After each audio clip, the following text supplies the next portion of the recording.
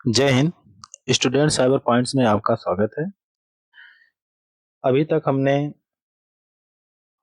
जितने भी वाउचर पढ़े उनमें डेबिट किसे करना है और क्रेडिट किसे करना है उसे जानना जरूरी नहीं था। हमने डेबिट और क्रेडिट का नियम नहीं पढ़ा। तो आज हम स्टार्ट कर रहे हैं अपनी जर्नी का नया chapter number 21, कंट्रा entry in tally ERP-9। आज हम कंट्रा वाउचर के बारे में पढ़ेंगे, जिसमें डेबिट और क्रेडिट का नियम थोड़ा सा बता दिया जा रहा है। तो मेन हम कंट्रा वाउचर से ही रिलेटेड डेबिट और क्रेडिट का नियम बताएंगे। तो सबसे पहले हम अपने टैली ERP-9 को ओपन कर ले रहे हैं। तब तक ओपन हो रही है, उसके बाद नियम बताया जाएगा साथ साथ में।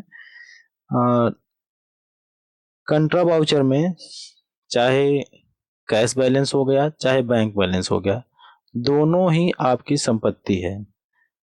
कैश बैलेंस जो है हार्ड कैश आपके पास में है और बैंक बैलेंस डिजिटल कैश आपके हाथ में है। तो दोनों ही आपकी संपत्ति है। तो कंट्रा वाउचर में डेबिट और क्रेडिट का नियम ये कहता है कि जब भी कोई संपत्ति घटती है तो उसे क्रेडिट किया जाता है, उसकी एंट्री क्रेडिट में की जाती है। और दूसरा नियम ये है, जब भी कोई संपत्ति बढ़ती है तो उसकी एंट्री जो है डेबिट के अंदर आती है, उसे डेबिट किया जाता है। जब भी कोई संपत्ति घटे उसे क्रेडिट करें और जब भी कोई संपत्ति बढ़े उसे डेबिट करें। अब उदाहरण के लिए मान ले रहे हैं, सामने एक स्क्रीन शो कराई जा रही है। उदाहरण के लिए जैसे मेरे पास 10,000 रुपये हैं, ठीक है, और उसे मैंने अपने HDFC अकाउंट में उसमें से 5,000 डिपॉजिट कर दिए, जमा कर दिए। तो मेरे पास जो कैश बैलेंस है वह अभी 5,000 रुपये बचा। 5,000 मैंने अपने HDFC अकाउंट में जमा कर दिए। तो अब मेरी जो संपत्ति कैश की संपत्ति है वह घट गई, तो उसे हम क्रेडिट कर देंगे। और बगल में ये जो दिखाई दे रहा है, बैंक बैलेंस मेरा 5,000 था, 10,000 है, यह बढ़ करके 15,000 हो गया। हमने इसमें 15,000 और जमा कर दिए तो यह बढ़ करके 15,000 हो गया। तो यहाँ हमारी जो बैंक बैलेंस है डिजिटल करेंसी वो बढ़ गई है, तो इसे हम डेबिट करेंगे। तो सबसे पहले हम यह समझ लेते हैं कि कंट्रा वाउचर में एंट्री कितने प्रकार से की जाती है। मेनली हम 3 ही प्रकार से एंट्रियाँ करेंगे और चौथी एंट्री हम इसमें नहीं करेंगे, क्योंकि 3 के अलावा और कोई एंट्री होती नहीं है। तो नंबर फर्स्ट में है कैश टू बैंक। जब भी हम पैसा या मनी अपने बैंक अकाउंट में जमा करते हैं, जब भी हम नकद रुपए या कैश अपने बैंक अकाउंट में जमा करते हैं उसे कहते हैं कैश टू बैंक। उसकी एंट्री जो होती है कैश टू बैंक के अंदर होती है। और नंबर दूसरे पे है बैंक टू कैश। जब भी हम अपने बैंक अकाउंट से पैसे निकालते हैं, जब भी हम अपने बैंक अकाउंट से नगद रुपए निकालते हैं तो उसकी एंट्री हम बैंक टू कैश में करते हैं। अब तीसरी है बैंक टू बैंक। मान लीजिए हमारा 2 अकाउंट है, जैसे state bank of India, union bank of India. तो मुझे कोई ज़रूरत है या फिर और कोई बात है, मुझे ट्रांसफ़र करने हैं अपने अकाउंट से ही दूसरे अकाउंट में, तो उसकी एंट्री की जाती है बैंक टू बैंक में कि एक बैंक से दूसरे बैंक में ट्रांसफ़र करना। तो इसकी एंट्री हम बैंक टू बैंक में करते हैं। तो 3 एंट्री हैं हमारे पास, cash to bank, bank to cash और बैंक टू बैंक। तो तीनों ही एंट्रियों को हम बारी बारी से समझेंगे। एक इनवाइस हमने पहले से तैयार करके रखी है यहाँ पे, जिसमें हम 3 प्रकार से एंट्रियाँ करेंगे। तीनों ही एंट्रियाँ हमने नोट कर ली हैं। तो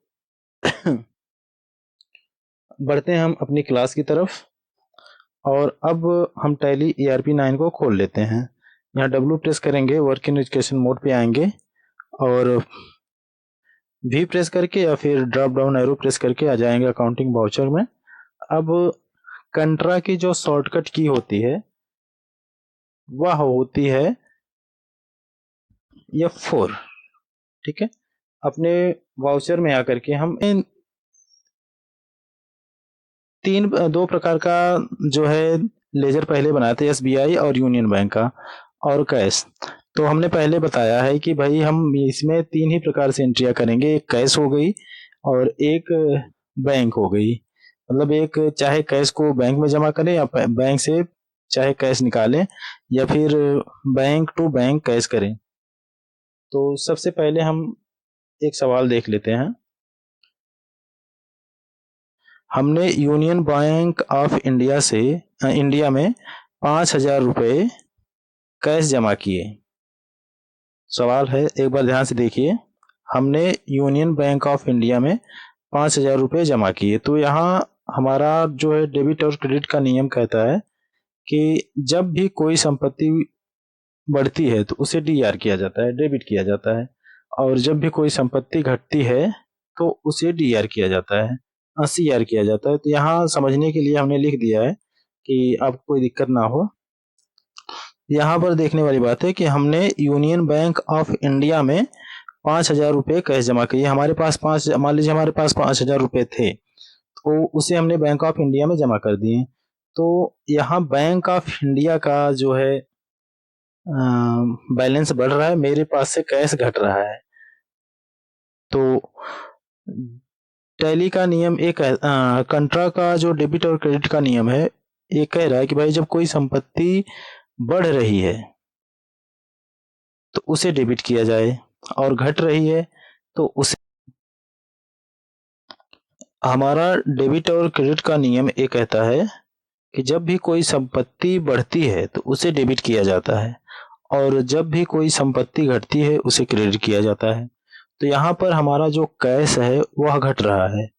ठीक है, कैश हमने यूनियन बैंक ऑफ इंडिया में जमा कर दिया। तो यहाँ हमारा कैश जो है 1,06,656 रुपये है। तो अगर इसमें से 5,000 रुपये हम घटा रहे हैं, मतलब जमा कर रहे हैं कहीं पर, तो यह अभी ऑटोमेटिक अगर घट गया तो समझ लीजिए हमारी एंट्री सही है। तो यहाँ 1,01,655 रुपये हो गया। तो इसका मतलब हमारी एंट्री सही है। तो घट करके 1,01,655 रुपये हो गया। तो अब बढ़ कौन सा अमाउंट रहा है, तो हम यूनियन बैंक में कर रहे हैं। ठीक है, तो यूनियन बैंक को करेंगे हम डेबिट। अब 5,000 ऑटोमेटिक ले लिया। तो ये हो गई हमारी सिंपल सी एंट्री। अब इसमें से पूछेगा कि भाई आपने जो पैसे जमा किए हैं उसमें नोट कौन सा है। तो अगर आप परमानेंट अकाउंटिंग का काम करते हैं तो उसमें नोट भी दे सकते हैं। तो जैसे हम मान ले रहे हैं 5,000 जमा किए हैं, तो 10 नोट हमारी 500 की है, बाकी टोटल हम इंटर करते चले जाएंगे। ये हमारी हो गई एक एंट्री पूरी। अब दूसरा सवाल है हमारा कि हमने स्टेट बैंक ऑफ इंडिया से 10,000 रुपये कैश निकाले। दूसरा सवाल है, हमने स्टेट बैंक ऑफ इंडिया से 10,000 रुपये कैश निकाले। तो यहाँ पर हमारा जो है बैंक अकाउंट जो डिजिटल करेंसी है वह घट रही है और कैश हमारे पास बढ़ रहा है। जब हम पैसे अपने पास निकालेंगे तो बैंक बैलेंस घट रहा है और हमारे पास कैश बढ़ रहा है। तो फिर से हम आ जाएंगे अपने टैली ERP9 में। तो जो अमाउंट बढ़ रहा है उसे हम क्रेडिट करेंगे, तो हमारा कैश जो है वह बढ़ रहा है। नियम हमारा यह कहता है कि जब कोई संपत्ति घटे उसे क्रेडिट करें और जब कोई संपत्ति बढ़े उसे डेबिट करें। तो यहाँ हमारी जो डिजिटल करेंसी वह घट रही है। तो SBI बैंक से हमने पैसे निकाले 10,000 रुपये, तो वह घट रहा है एक तरीके से। तो यहाँ हम करेंगे SBI को करेंगे क्रेडिट। अब यहाँ हम प्रेस करेंगे,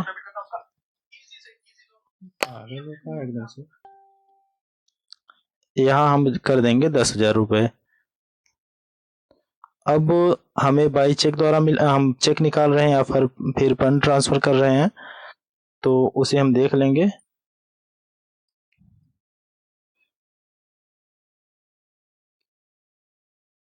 मान लीजिए हम फंड ट्रांसफर कर रहे हैं, डायरेक्ट निकाल रहे हैं, तो यहाँ आप अपना अकाउंट नंबर कुछ भी दे सकते हैं कि किस बैंक से निकाल रहे हैं, उसका IFSC कोड होगा कुछ ना कुछ, SBIN000054। हालांकि यह SBI नंबर गलत है, तो बैंक नेम है स्टेट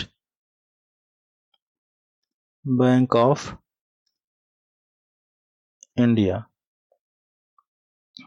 अब जो भी आपने ट्रांजैक्शन किया है उसका कुछ न कुछ सीरियल नंबर या क्रमांक नंबर होगा, तो आप अपने हिसाब से दे सकते हैं। हर एक ट्रांजैक्शन पे कुछ न कुछ ट्रांजैक्शन डिजिट आता है, तो यह घट कर हो गया हमारा। हालांकि यह एंट्री जो है रेड हो गई है, क्योंकि SBI अकाउंट में बैलेंस था नहीं, तो एक तरीके से नेगेटिव स्टॉक बना दिए हैं हम लोगों ने इसे। तो यहाँ पर हमने फंड ट्रांसफर कर दिया 10,000 रुपये। अब डेबिट हम कौन सी संपत्ति हमारी बढ़ रही है वो देखेंगे। हमारे पास कैश बढ़ रहा है तो इसे हम डेबिट कर देंगे। ये हो गया कैश।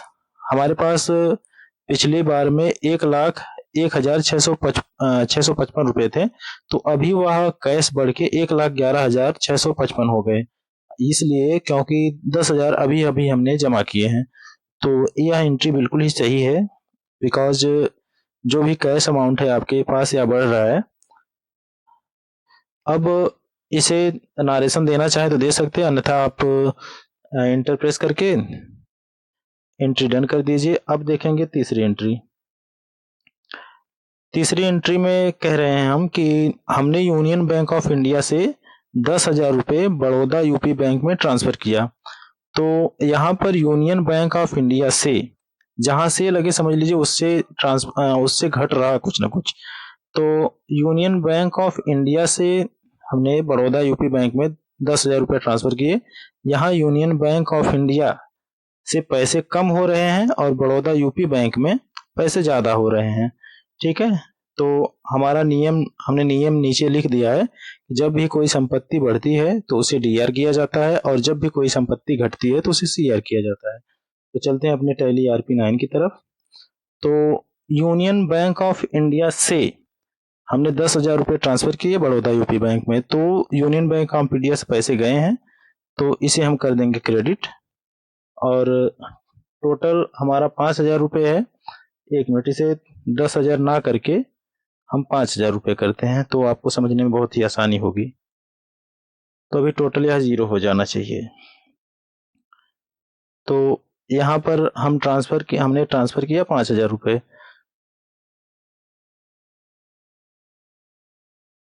बाई चेक आप जो करंट बैलेंस है हमारे पास यूनियन बैंक ऑफ इंडिया में, वह 0 हो चुका है। ठीक है, इसका मतलब है कि हमारी एंट्री बिल्कुल ही सही है। तब bank of Baroda UP bank में हमारा जो है फंड ट्रांसफर हुआ तो उसमें बढ़ रहा है। तो यहाँ पर लेजर में देखेंगे, लेजर अकाउंट्स में बड़ौदा यूपी बैंक का कोई भी लेजर शो नहीं होगा। तो हम यहाँ प्रेस करेंगे Alt+C और क्रिएट करेंगे बड़ौदा यूपी बैंक का एक लेजर। जितने भी बैंक अकाउंट्स होते हैं उसे हम डालते हैं बैंक अकाउंट में, बैंक अकाउंट्स। अब आप अपना अकाउंट नंबर देना चाहें तो दे सकते हैं, 1165 जनरली ऐसा ही बड़ौदा यूपी बैंक का अकाउंट होता है। IFSC है BARB0BGPBUBX। और बैंक नेम अगर अप्लीकेबल है तो अप्लीकेबल कर दीजिए, हालांकि ऊपर लिखा ही है बड़ौदा यूपी बैंक, तो ब्रांच देना चाहे तो दे सकते हैं, अन्यथा आप आगे बढ़ जाएं। मान लीजिए हम यहाँ डाल दे रहे हैं सिसवारा या मार्टिनगंज